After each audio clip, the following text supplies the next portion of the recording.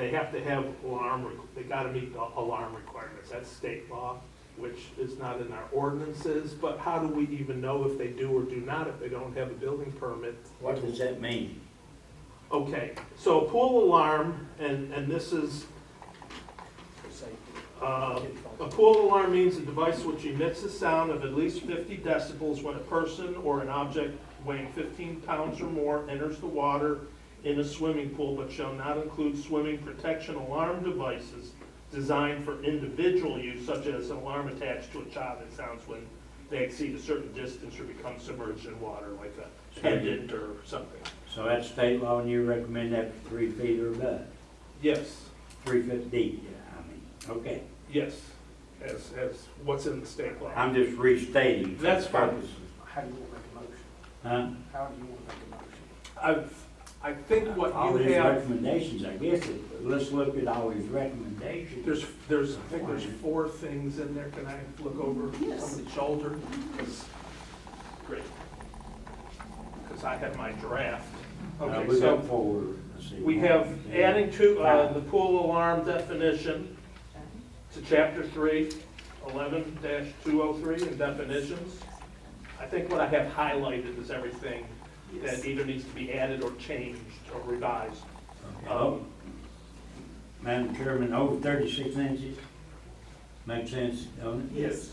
Not, so somebody got a little wading pool. You have One to- of those little you'll have- bools. You'll have Yeah. to count your full if you do anything lower than that. Of course. Yeah. Well, it That is, makes it is sense. 18 inches, but if I enforce that, you're gonna have Oh, yeah.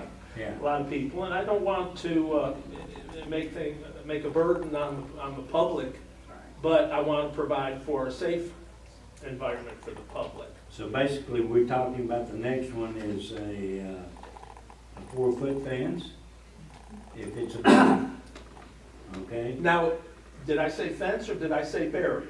Very. Well, Okay, barrier. Because a barrier, after I did a lot of research, again, thinking out of the box, if you have a swimming pool that's a 4-foot pool, the International Pool and Spa Code allows that wall of that pool to be your barrier. If you have a 5-foot swimming pool, So an above-ground pool That makes a big would difference. have a barrier. In-ground pool would not have a barrier. correct. You wouldn't have to erect a fence For an in-ground. if you have, for an above-ground, on-ground pool. If you have a 4 feet or 4-foot higher. swimming pool or higher, that wall would be your barrier. Now, there are requirements also that have to meet the building codes, which also refers you to the International Pool and Spa Code, where that barrier, when you have a ladder like that, then the ladder has to meet certain requirements, just like a fence or when you have guards on a stairway where you can't put a 4-foot ball through it. Same thing, you don't want to trap a child's head in there to where they can't get out. So it would be my responsibility, when they submit a building permit application, to look over what their plan is and what they're going to have, to make sure it's all in compliance.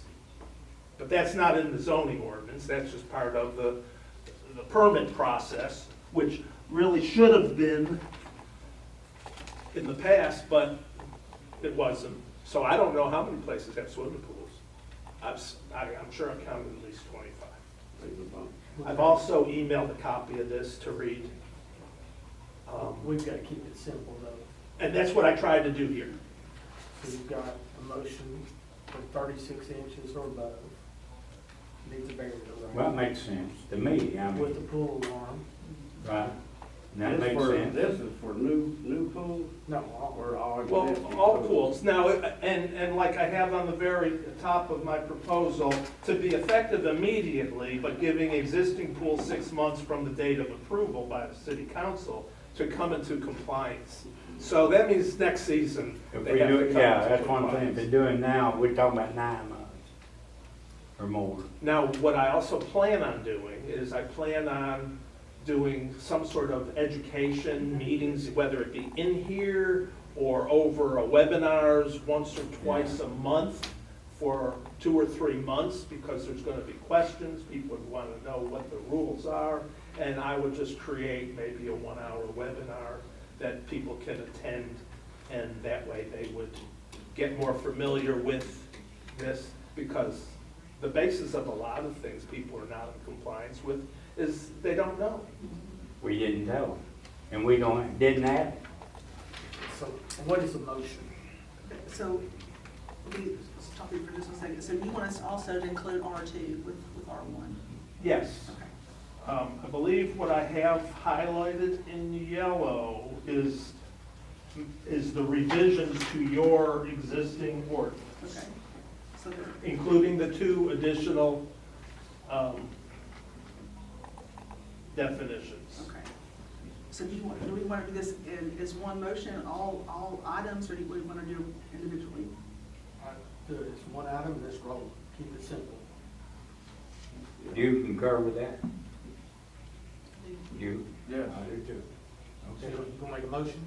I will, if I need Let's to. roll. I make a motion we approve his recommendation. As written. I'll second it. With the stipulation that our city attorney reach out and reviews it, make sure everything's acceptable. Always by the law. That's what I'm supposed to enforce, right? You're the man. But I don't want people to be mad at me about their swimming pool. They Well, might be, but that's okay. Hey, that helps them. That Well, protects it gives them them direction. and, Exactly. It gives them direction. It does. yeah, that's right. Well, now people in the R2s, I don't have to tell them, you can't have a swimming pool here. Yeah. Just can't have it on the porch. I don't think it would, well, even if it's a spa, it still has to meet I certain mean, requirements. So we have a motion, we have a second. Mr. Jennings, yes. Mr. Lettner. Yes. Ms. Nance. Yes. Mr. Wilson. Yes. Thank you. Thank you for all your work and your research. He has, we've been talking about this for a long time. He has put a lot of hours into it.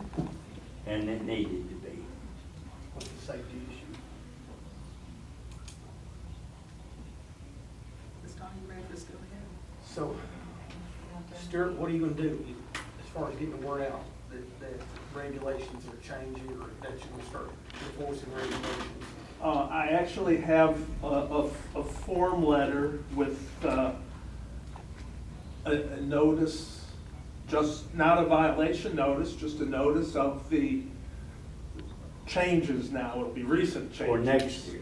For next year. Right. And that I will be, anyone interested in signing up for these webinars that I will be doing in the future, to just send me an email. And I'll have a list, and then I'll do it probably over either WebEx or whatever. I'm used to Teams, but they're Zoom, Teams, it doesn't matter. We may even do something either down here, or we could do something at the rec center for people who are not computer savvy, maybe. Sure. I don't have a problem getting in front of people and talking. I can't imagine.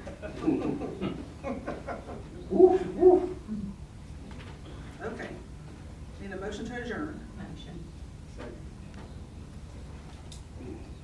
All right, I'd like to call the Board of Zoning Appeals meeting to order for July 25th, 2024. Call the roll, please. Mr. Jennings, Here.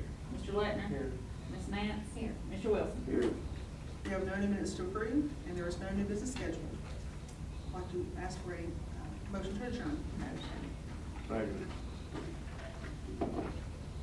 Mr. Jennings, Yes. Mr. Lettner. Yes. You're gonna have to Ms. do that. Nance. Yes. Mr. Wilson. Yes.